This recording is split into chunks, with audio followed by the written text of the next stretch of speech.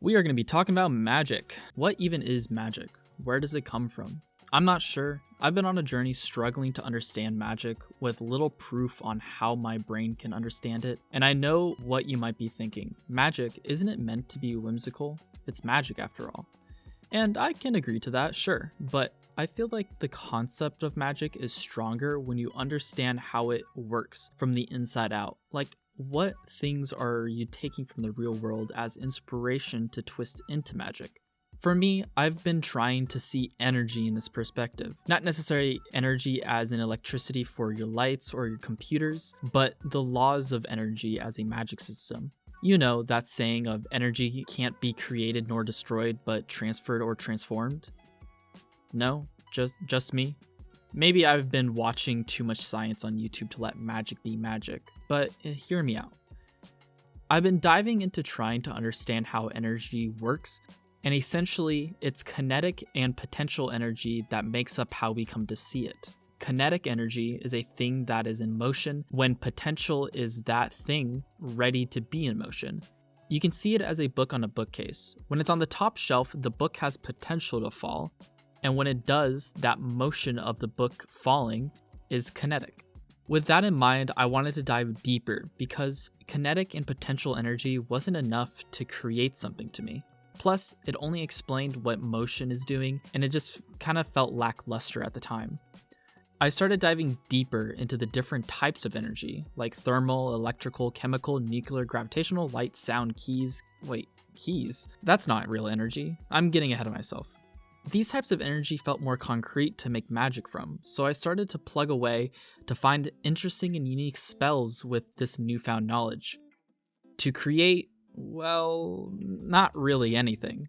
You see, when I started looking into it, I realized I was deconstructing magic, not creating it, which sucked away the joy that magic gave me, making it hard to believe my characters could do anything magic related because I was making it too realistic. Thermal is fire magic, chemical is alchemy, gravitational is telekinesis. It kind of went on. And the deeper I went into it, the more I was seeing sci-fi and not fantasy like how I wanted. I wanted to create something unique, something revolutionary. A task very ambitious for a person who's getting into this magic creation stuff for the first time. So I didn't. At least I didn't decide to reinvent the wheel of magic spells. How could I? I'm not the next chosen one. Well, at least not yet. I decided to limit the spells to those areas of energy. For example, thermal energy revolves around the concept of heat, and we know that everything has some form of heat, and that something being cold isn't necessarily the truth. A cold object is just something that is lacking heat. So with thermal energy, it easily creates fire magic, but what if we remove that heat? That's right, we can create ice magic. I started finding that I was able to create magic from how real-world energy works. I just had to give myself special rules to follow, bringing back joy into creating this magic system because I'm back to what made it fun for me. So in my system, a fire magic user can create ice magic by understanding to remove the heat from the target. Or with gravitational energy, you can have levitation, sure, that's cool and all, but let's understand gravity further and see what happens if we compress that gravity similar to a dying star. You can then have a character specialize in black hole magic. I started to realize that even though my magic system didn't feel unique compared to others out there, I was creating some fun circumstances with limiting magic to the rules energy has in the real world, and going all scientist mode with it, going as far as the stars will let me with some of my research. I don't know, it felt right to me to give my magic system a real world origin, something to ground it in reality. Because of course a real person can't control gravity, but that's what magic is. What if they could? And if they can, what limits does gravity have that will hinder or enhance that user's life?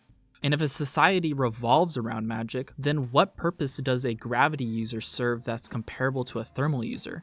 These questions just kind of came natural to me after I found something to revolve my ideas around, making magic feel like a puzzle again that forced me to engage with my world in new ways, which is what I found enjoyable with all of this in the first place. As a beginner getting into world building, I'm finding that taking inspiration from the weird yet true things in our universe can lead to interesting results when twisted to fit a magical setting. Plus, it can lead to having a clearer way of explaining our magic if the time comes. Oh, how does black hole magic work? Let's look at the collapsing of a star to explain this situation. How can someone be taught to produce fire magic? Let's look at the teachings thermal energy has to understand heat. Because even if the writer doesn't explain how the magic works to the audience, I feel there should still be rules to follow to make it feel real behind the scenes. Now for me, I'm going to want to create names for these archetypes of magic, because gravity, thermal, electrical, nuclear, etc. magic feels too on the nose. I'm just taking the concepts of real-world energy to help me understand how my thoughts on magic work. When it comes to the characters in my world, I want them to have their own understanding of why thermal creates fire, or gravity creates black holes. Kind of like they aren't aware of the science behind it, because for them, that's magic. But for me, I want to have that understanding so I can create something magical. It's a fun tool to explain how the real world works, and if we twist the truth of how real phenomena occur, then it can lead to an interesting story that feels grounded. Plus educational way, though for me that is not my intentions. That sense of understanding behind the scenes makes it or breaks it for me, because I want to relate to the magic, to understand where it comes from so I can theorize where it can go. Since my brain tends to be more technical when it comes to creativity, this has been helping me to understand what magic really is. The point I'm trying to get across is that if you're trying to write a magic system and find yourself to be lost at what magic even is, like I did, try looking at the world around you for inspiration. Find something that is real, that you like, to twist in a magical way. I don't know, it could be as small as understanding the flow of water or as big as the universe. It's been working for me, so maybe it'll work for you. Follow your heart with it. This method seems to work best for harder magic systems, so if yours is a softer one, then you have freedom to do whatever you want, and I wish you luck, because I truly envy that free understanding of magic. At the end of the day, magic is supposed to be fun, so make something that is enjoyable for you.